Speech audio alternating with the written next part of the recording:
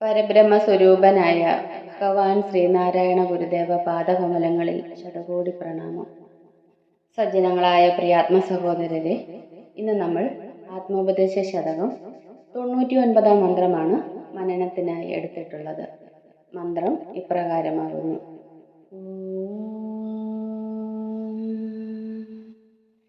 അറിവകം എന്നത് രണ്ടും ഏകമാം ആവരണം ഒഴിഞ്ഞവനന്യനുണ്ടു വാദം.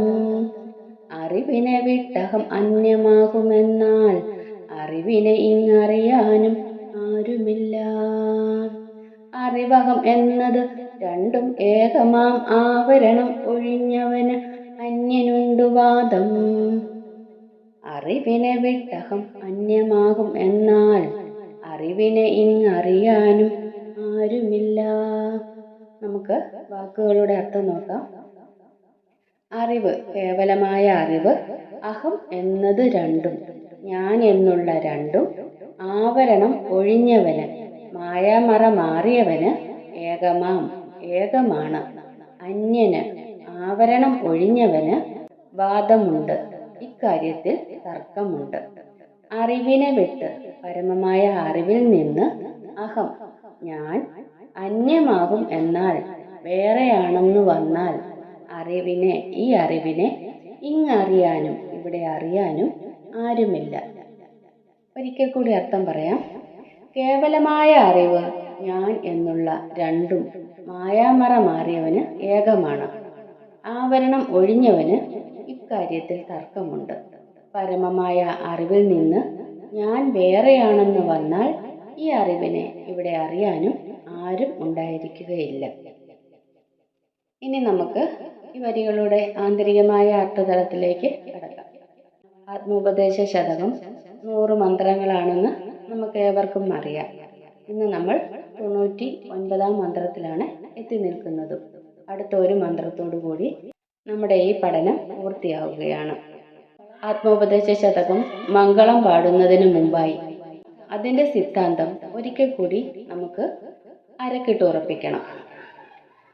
ഈ സിദ്ധാന്തം ഇതാണ്: അറിവും ഞാനും രണ്ടല്ല, അത് ഏകമാണ്. പക്ഷേ ഈ ഏകത്വം അറിയാത്തവരെ കുറിച്ചുള്ള പരിഗണനയും തൃപ്പാദങ്ങൾ വിട്ടുകളയുന്നില്ല.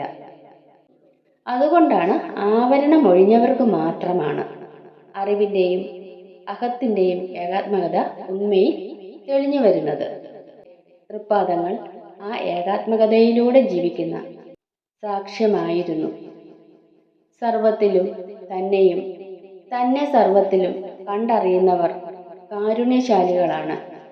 അറേബ്യൻ മണലാരണ്യത്തിൽ കൊണ്ടുപിടിച്ച ഹിംസയ്ക്കിടയിലും പ്രവാചകനായ മുഹമ്മദ് നബി കാരുണ്യത്തിൻ്റെ പൂർത്തീകരണമായ ജീവിതമാണ് ലോകത്തിന് കാണിച്ചു കൊടുത്തത്.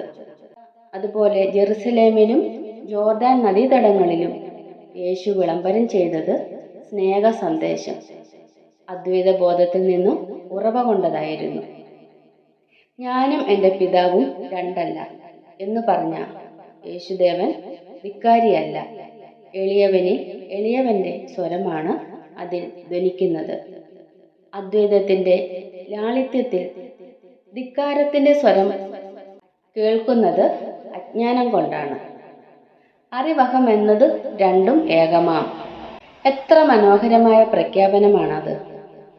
ഞാനും സത്യവും രണ്ടല്ല എന്നാണ് അതിൻ്റെ അർത്ഥം. സ്വാഭാവികമായ ജ്ഞാനത്തിൽ രണ്ടില്ല. പക്ഷേ ദൈവത്തിനും മനുഷ്യനും ഇടയിൽ അജ്ഞാനത്തിൻ്റെ വലിയൊരു പടുത ഇട്ടിട്ടുണ്ട്. ആ പടുത മായാമറയാണ്.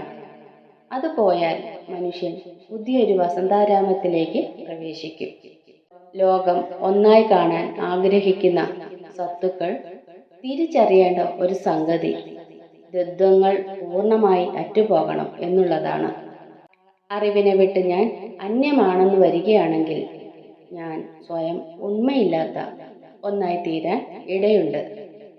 രണ്ടുണ്മകൾ ഒരിക്കലും സാധൂകരിക്കപ്പെടാവുന്നതല്ല.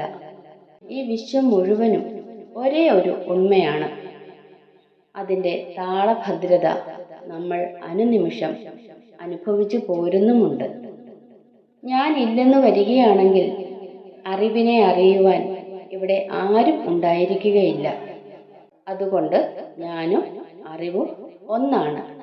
എന്നെ വിട്ട് അറിവും ഇല്ല, അറിവിനെ വിട്ട് ഞാനുമില്ല. മധുരമധുരമായ സംഗീതമല്ലേ ഈ ഉണ്മ. സജ്ജനങ്ങളായ പ്രിയാത്മ സഹോദരരെ, 99-ാം മന്ത്രത്തിൻ്റെ ലഘുവായ വ്യാഖ്യാനം ഇവിടെ പൂർണ്ണമാവുകയാണ്. അടുത്ത ദിവസം അടുത്ത മന്ത്രവുമായി നമുക്ക് കണ്ടുമുട്ടാം. ഗുരുവും ശ്രീനാരായണ ധർമ്മം വിജയിക്കട്ടെ.